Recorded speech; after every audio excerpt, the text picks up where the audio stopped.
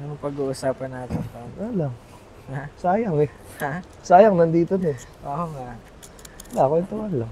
Natural na shit lang, may mic lang, tsaka camera. Kaya nga eh. Naisip ko nga mag-podcast eh. Oo, podcast ah. Ganito lang, Ito na nga. yung ayoko na nung, What's up? what's up guys? Ayoko na, yung parang, di ba, yung simpleng podcast lang na,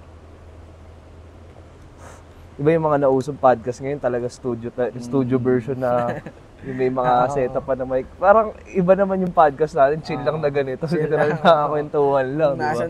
Kung saan nabutin. Oo, kung saan nabutin, mating parang kahit saan podcast, no? Tanginang yan. So, ito yung namin. Episode 1. Episode 1 ng, ano ba? Ano ba to? Ito na yun, kahit saan podcast. Oo. Kahit saan podcast nga pala si, pakilala ka na lang tol, alam mo na yun. Ako si Barber David ng Jokers Barbershop Tagasang ka sa atin, tol. sa Laguna. O, yan, sa mga batang Lagoons. Lagoons. Alam niyo na, mga taga-Lagoons. Shoutout sa mga taga-Lagoons. So, ano ba to? Kwentuhan mo sila, tol. Paano ka napunta sa Macau? Ako, simula ko dito parang way back 2019. 2019. Tapos, barber na talaga ako eh. Tapos,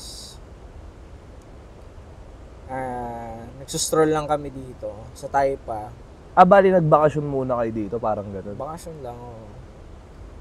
So yun, nakita namin tong barbershop, Jokers. Tapos kumayo ng Pinoy na nag-apply. Yun. Ay, Ganun ganun na na agad pala. kabilis, oh. Tapos paano yung naging hiring process? Ano yung umuwi pa kayo sa Pinas nun? Umuwi pa. Kasi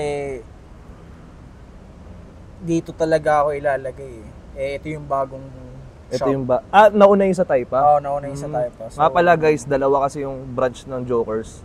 Oo. So yung ngayong wala nalaman na, buong akala ko sa ito Seryoso yung ba una. Hindi, seryoso yun. Oo. Ang buong akala kong unang branch is ito. Oo.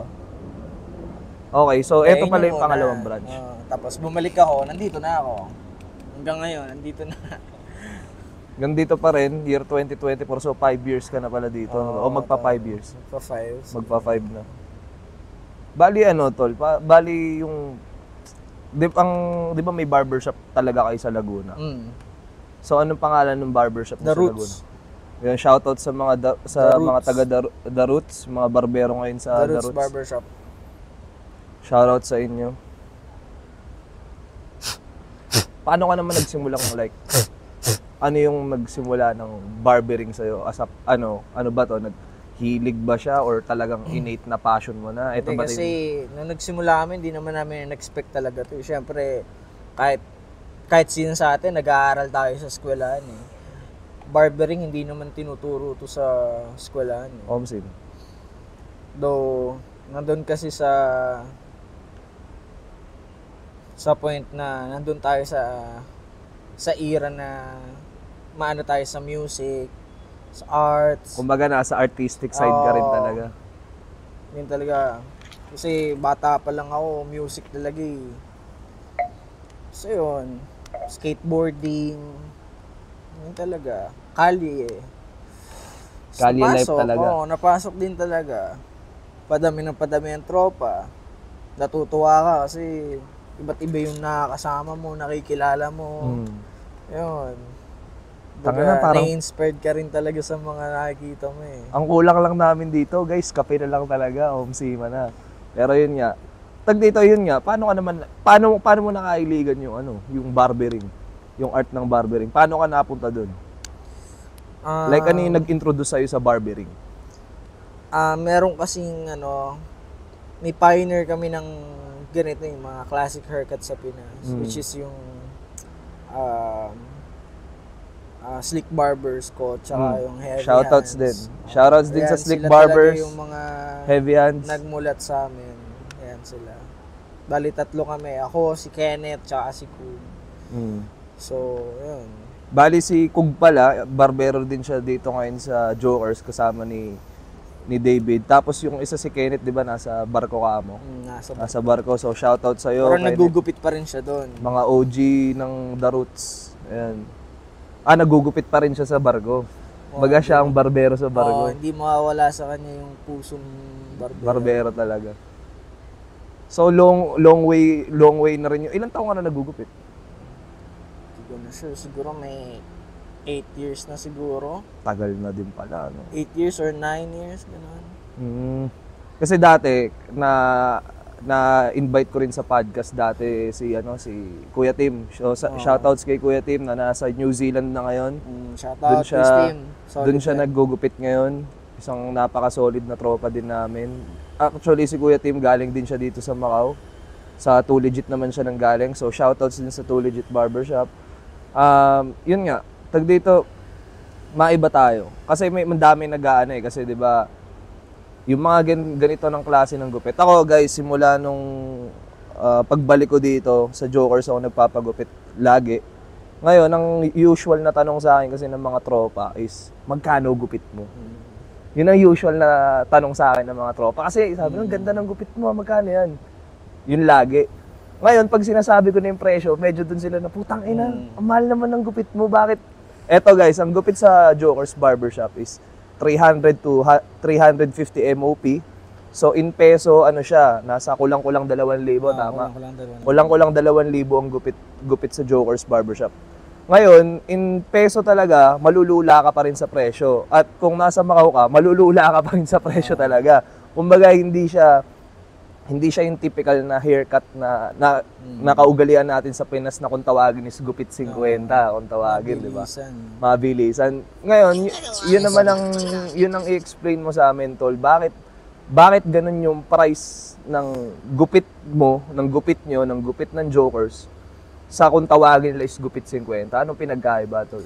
Pinagkaiba kasi nun is yung quality, yung mga tools na ginagamit mo pang gugupit, tsaka yung mga ininvest mo na mga, ano bang tawag doon? Yung mga forum, yung mga ganun.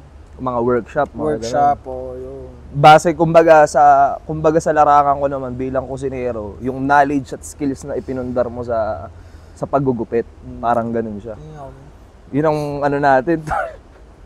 Tol. Wala na tayo. 50, matik. So, yun. Bakit? Sige, sabihin na natin ganun, tol. So, ano yung magiging criteria ng mga gustong magbarbero para makapag-angat sila ng ganung presyo? Like, ano yung criteria dapat? Like, barbero na sila o limbawa, magsisimula? Yun, mga ganun. Siguro, mga nagsisimula na maggupit. Ano yung stages? Wala yung lighter ko, guys. Wala siguro, lang. Tuloy-tuloy nyo lang. Hanggang sa makita nyo yung progress ng gupit nyo. Kasi doon nyo naman maibe-base yun eh. Kung sa tingin nyo, worth it na yung crafts nyo para doon sa amount na isinisingil nyo. Na sisingilin nyo sa mga customer nyo. Yun. So, yun talaga. Kumbaga, eto kasi yan eh.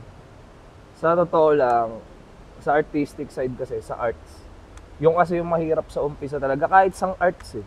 Yung pag nagsisimula ka talagang from the ground up, hindi ka talaga pwedeng, kumbaga yung paniningil mo sa art mo, sa craft mo, kailangan base rin talaga sa skill mo eh. Kumbaga skill base eh. Kumbaga parang yung mga painter, ang dami magagaling na painter, tol, kung tutusin. Pero ang nababayaran lang na malaki sa mga painting nila is yung mga talagang tumatak na mga pangalan na kumbaga si Picasso sa mga tuwid, di ba?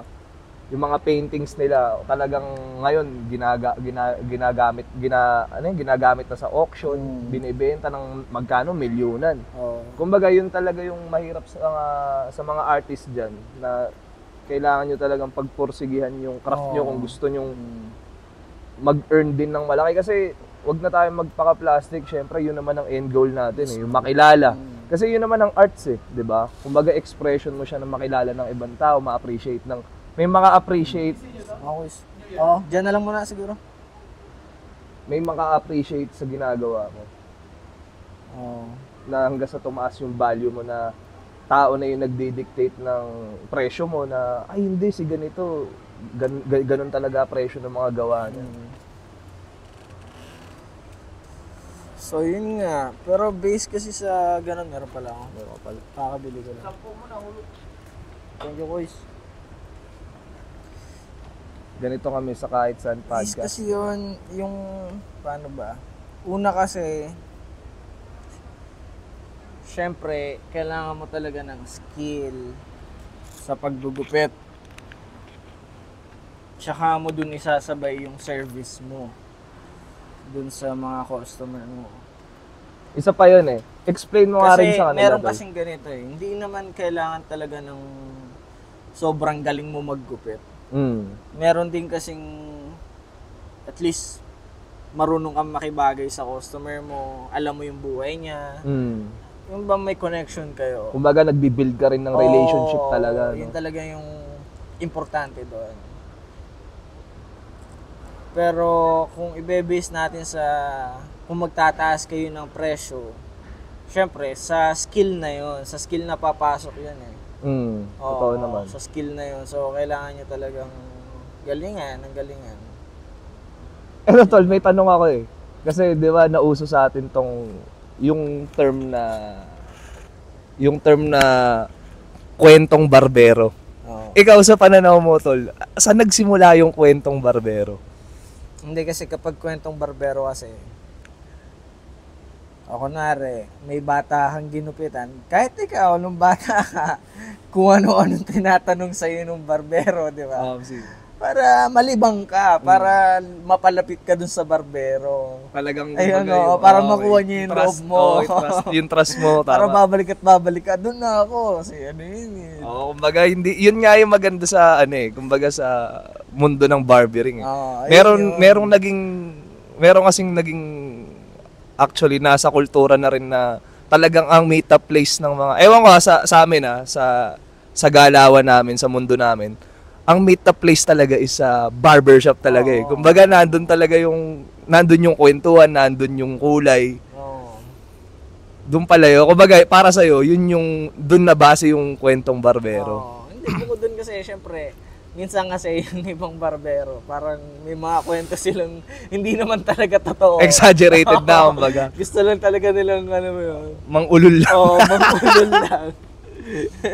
Yun yung maganda sa rin eh. Sa nabubuong, kumbaga, conversation sa loob ng barbershop. Kaya na barbero ka talaga eh. Yun, barbero ka eh. Kumbaga, yung mga sinasabi mo, wala namang bogus naman yung mga sinasabi mo. Sense, no?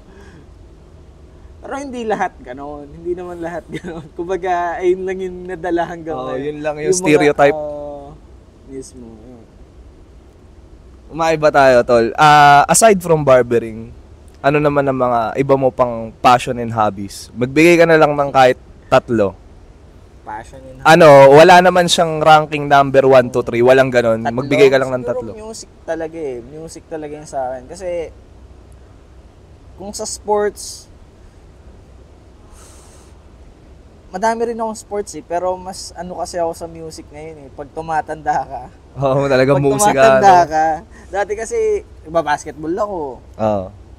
Nagbi-billiard. Iba't iba eh. Iba't iba talaga eh. Table tennis. Ayun, nakwento mo nga, nag-table tennis ka. Lahat bro eh.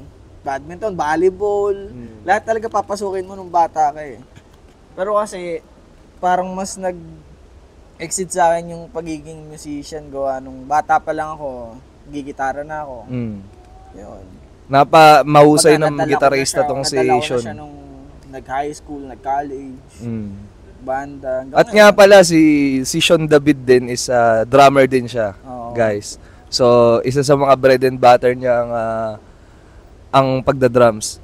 So, maiba tayo. Anong gusto mong gawin sa music mo if ever na mabigyan ka ng oportunidad, tol? Music?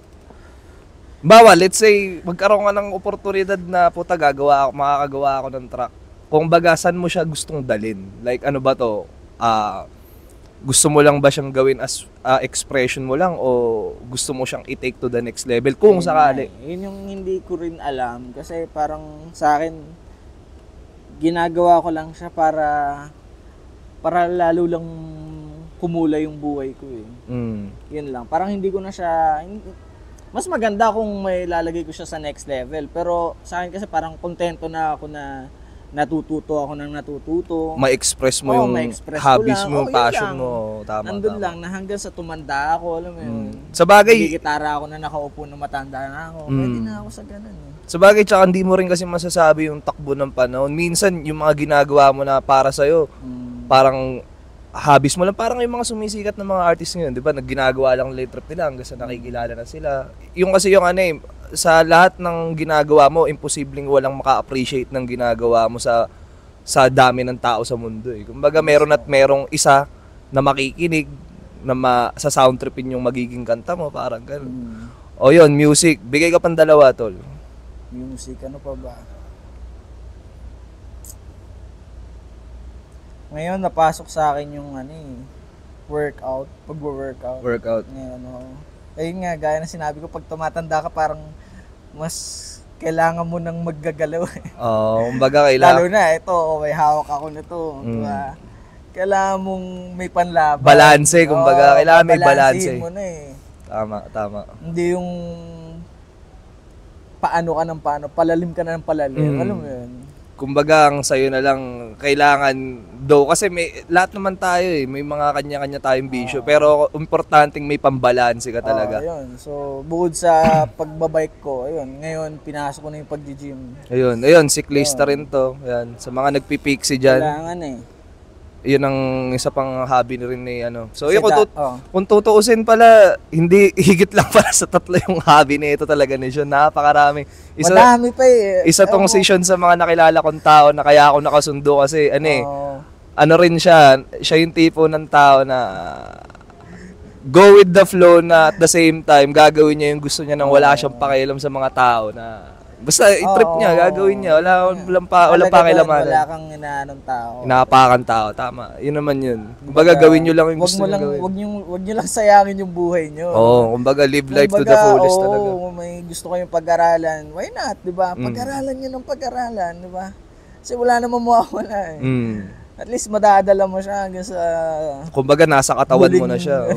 Huling hininga nyo, na pwede nyo pang maipasa sa magiging, totoo. Diba, susunod na henerasyon. Yun eh. Mainam. Kumbaga sa akin kasi, sa pamilya ko, hindi naman talaga yung music sa family ko eh.